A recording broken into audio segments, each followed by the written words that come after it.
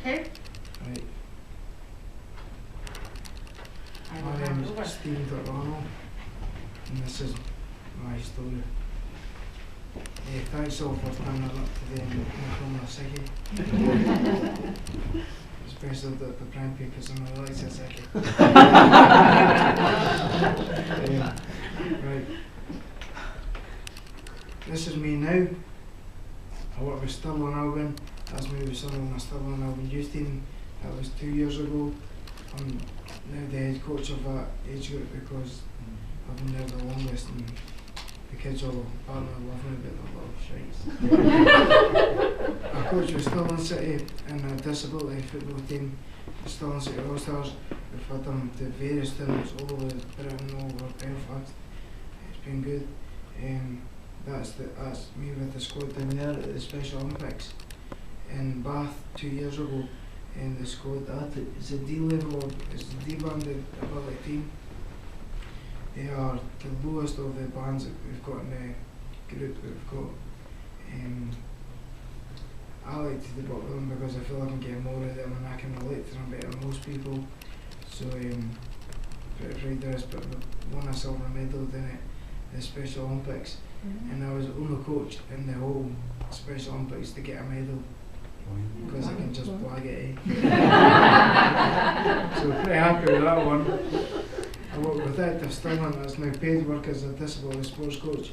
I started out volunteering in primary schools as a multi-sports coach, taking after school clubs, lunchtime clubs, just a bit of anything, just a bit of any sports, just when I carry on with the kids, great fun. And I work with Forth Valley disability sports on a voluntary basis as well. Just to get experience and get my foot in the door where I want to be working, which is disability sports, because I've been through it and I can help people as well through it. Next. Before, that's me. We won at the back post when nobody marking because he's small. When I was playing football at 11 aside, I was also working as a plumber. I've not got a picture of that because one of the cameras in sight, and I was halfway through my well, more than halfway. I was nearly finished my third year of my apprenticeship when I had my accident or the pivotal moment in my life. That was me before it as well. On holiday a couple of months before it in Santa Ponza, looking pretty fit, if I'm going to be honest with you. Playing football every day, working every day at a physical job, going for jogs, going to the gym, going out and having a good weekend. The accident and injuries, now you get it a bit right. That's my scar. You can't see it because I've got hair now. My mum doesn't let me shave my head, but I like to do it because I'm miser. So that was my head. It happened at the Kildine cattle market, Stirling. Do you know where Blue Drum Safari Park is? Yeah. See on the road out to there?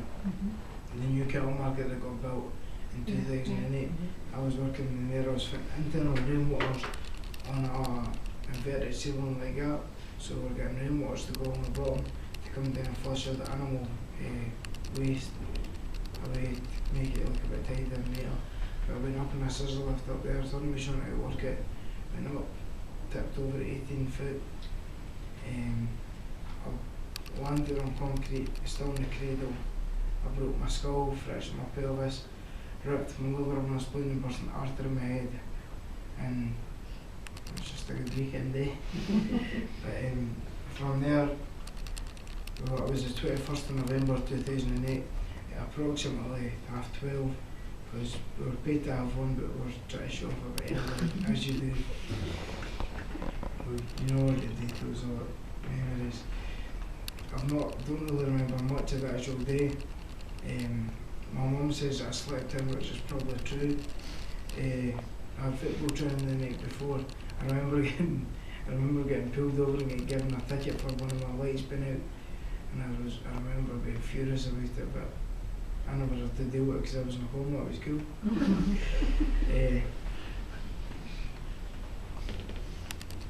I don't remember anything about that day, but I know that I went to the shop in the morning.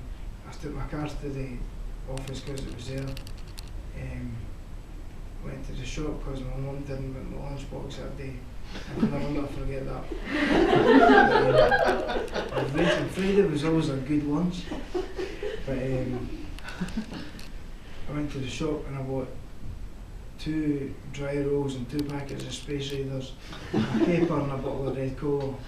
And the only reason I know that's because all the rubbish was in my bag when I found it a year later. It was all empty though because I'd eaten it, so it's a good that's that one. My mindset in adapting, right? My mindset throughout the whole thing was, right,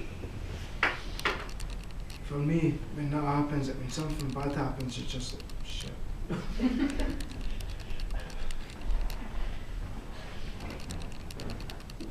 Right, well, when something bad happens, right, you can either sit back and let it happen, let everything happen, right, there we go. Let everything happen around you, or stand up and make it happen for yourself. And I've never been someone that sits back and just waits for things. I'm always pushing to get better, pushing to make things happen faster, pushing to make a difference in the world. And I feel that I've kind of done that. The way I look at things in my life is like a stone dropped in a river. It ripples for a bit and then dies out. But with the ripples, the hands that I'm creating in the local sport communities that I work with now, if I'm making an impact in someone's life, giving them a smile for even half an hour a week, then that's creating a massive impact in their life. And they'll remember that and tell other people that and keep doing that themselves. So it's creating a legacy, I suppose, at that time was just, my whole life inside was basically no working, and I found it horrible because I like to pick my nose in my life. But I've done alright, I've got it back. It's still not fully proper yet, but I'm still working on it hard. It took me a year to walk without a walking stick or walk without any support, and I've done that. One of the proudest moments of my life, my best friend's wedding, I managed to walk down the aisle without a stick, and I done it for cheapie, baseball. My goal with speech therapy was to be able to do the speech at the dinner, and I done it then and I absolutely rocked it because it was brilliant. It was brilliant. I'm not going to lie to you about it, but it was actually brilliant. Quality. A lot of bad jokes, it was brilliant. Right. Next one was rehabilitation. I was in hospital and it happened. I went to Stirling, stayed there for a couple of hours, and I got transferred through to the Western General in Edinburgh, where I was there from the 21st of November until the 6th, the 4th or the 6th of January, and I came here at Falkirk. In that time I was in a coma and fully supported for 6.5 weeks. I had 3 brain operations because they couldn't find it. I got pneumonia on my left lung. I had to get a tracheostomy as well, and then I got a bone pulled out, as you do. There's a lot of things. That was me. And the first time I stood up, my granddad took a picture, and unfortunately I had a stupid t-shirt my mum got me. I think it was something to do with Amy Winehouse, but I'm not really into that. And from there it was just a gradual progression. I remember when Viv, the physio, my brother came in, my twin brother, and he was standing there and she was like, get a ball passing between them. And I was left footed and right footed, I could use both.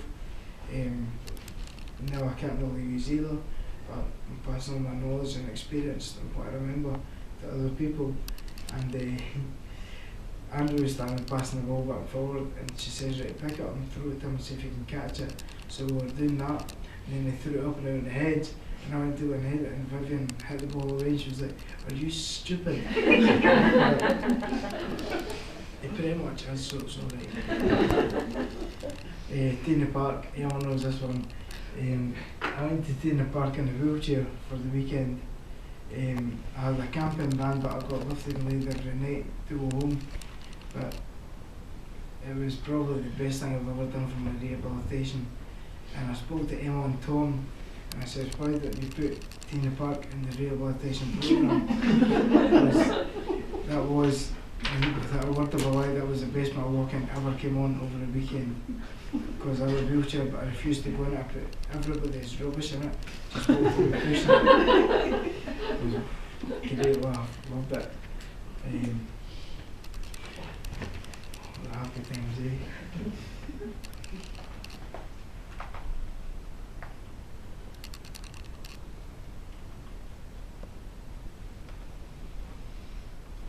Right, this was me in July last year. I got nominated for the Commonwealth Games Baton because of the volunteer work and the good work I do with the community instilling Arnold Falkirk all over the place. And really proud moment. It was good. Had a big barbecue after, it was even better. And that was the weekend that I actually moved in my own house as well. So we had a big party back at my house. So my big boy now got my own house. Jamie stays with us as well, unfortunately. Right. This was 2 days after Christmas. My first game of 11-a-sides. It was a testimonial match. It wasn't a league match or that. It was a testimonial. It was a really good day. I played football with Sean when I was fit, and it was his testimonial, so it was leaving obviously. And he served the club Beechwood Albion for 9 years, and he done really good with him. And then his testimonial, I got asked to play because I played with him, and I was like, alright, cool. So I started the match, and they says I was just to take kick off. So I went on, took kick off, and went right, Tortolano, if you come, I was like, bolt. And I ended up playing 75 minutes on and off. Scoring 2 goals, getting 1 assist, and I remember coming up gutted because I never got a yellow or red card. I was doing everything to get when I had guys in headlocks. But the ref just told me to behave because he knows me. That's it done. But now what I'm doing is obviously, as you can see, I'm thinking about becoming a speaker about what I've been through and trying to be positive to other people. I've not got much room for negativity, because at the end of the day, what good's it going to do you? Right? So, my goal in life now is to be able to be a disability sports coach. And I don't want to be an elite level coach. I want to help the groups at grassroots level, at any kind of level, to get people involved, get them moving, keep them fit. Because in my mind, I know when I played football when I was younger, you couldn't keep me in a classroom sitting still. I was throwing rubbers about, throwing sharpeners, throwing pencils. It's just all my friends trying to get a reaction. And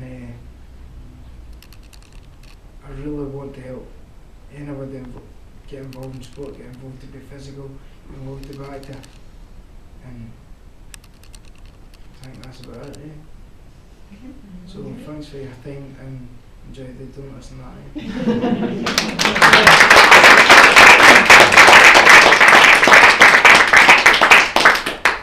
Any feedback or questions? I was going to say that, thank you, Stephen. Does anybody have any questions? Can I ask you a question? Leslie? I think sometimes health professionals think they always know the best, but actually when you've been through it, you kind of know best. Have you got any like top advice for us? Donald, you will be able to agree with this, right? When you were on Labour League, was it?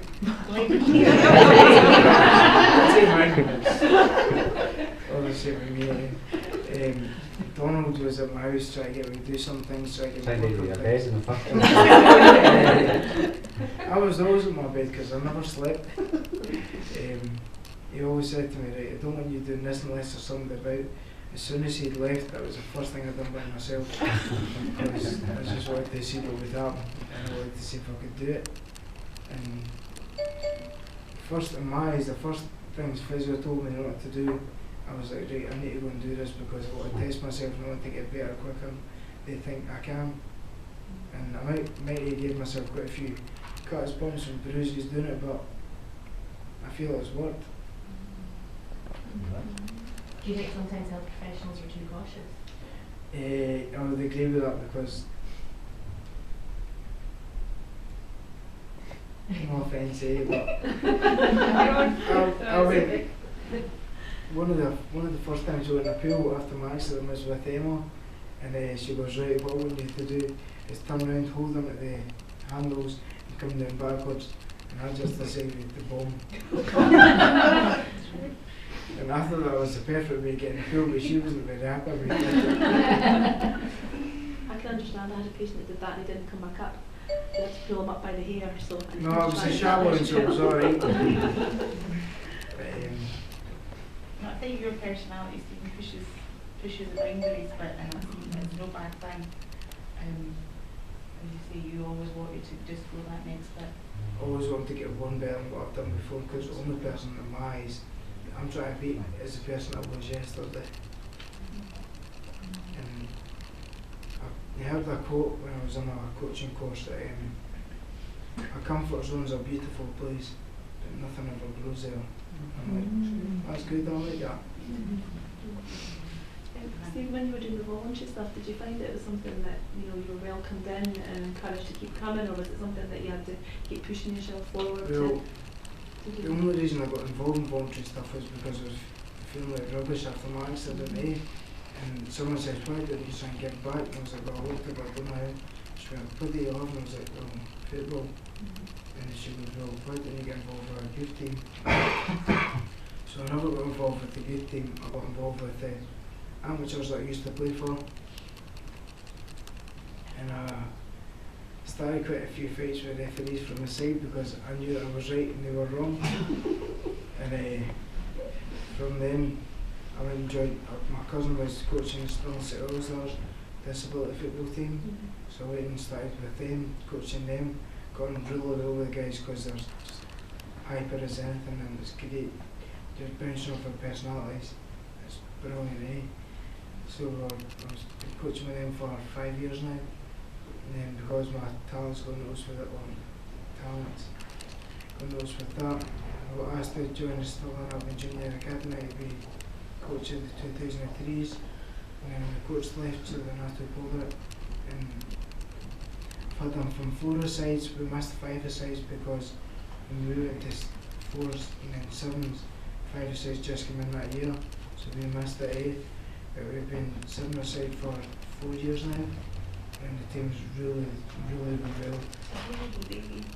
When I first got them on now, because now they're under 12.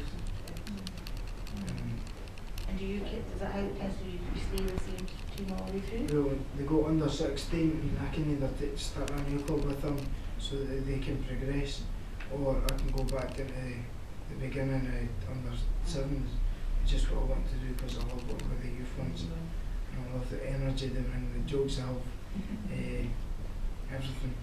I love getting people to play sport in the right way, even though I shout at the referees and that, as most coaches do. It's a good thing to get everybody to read off the same page, especially with football, keeping on the deck, spreading about, getting everybody to get a touch, instead of just lumping it apart to the biggest point apart and getting my head down. Denise, Stephen, I've not met before, but obviously he's come across, nice to meet you as well. Come across as quite close with the person. What kind of person were you before you had the brain injury? What difference do you feel? Jamie, how do you take this? Oh, really? I think it's better you explain yourself. I can't really remember, to be honest. Quite similar though. Quite similar. I don't know. Everything's a wee bit exaggerated now. I was an outgoing person before, but not as much as I am now. I played a lot of football. I never really thought I'd be getting into coaching, but for me now, thinking about it logically, I'm saying, right, you're going to always be able to play football at one point in your life, so might as well lose it earlier and start coaching, get more experience. So that's what I've done. And it might be a strange path that I've taken, but I'm grateful for it because everything I've been through sounds total cliched, but it's made me a better person, it's made me appreciate what I've got. You don't realise what you've got until you take it for granted and lose it. And you still have the same circle of friends that you used to have? Yeah, most of them. My twin brother's down in England, but we don't really talk about him. Anybody else? Or? Yep. Have you had any contact with Headway? Anyway, yes, I've got a wee card from them, so that when I get pulled over by the police for drunk driving, I can go, no, I've got a brain injury. And what was your experience with them? And do you think it's a worthwhile organisation to support other people? I think brain it's a injuries? very worthwhile organisation. I've not had a lot of contact with them, but everything I've spoken to them about has been banging and it's helped me massively. And my mum did more than I did. Because I can't be stressed on the phone. And what about having contact with other people with head injuries? Well, I don't know if any of you remember Sean Thompson.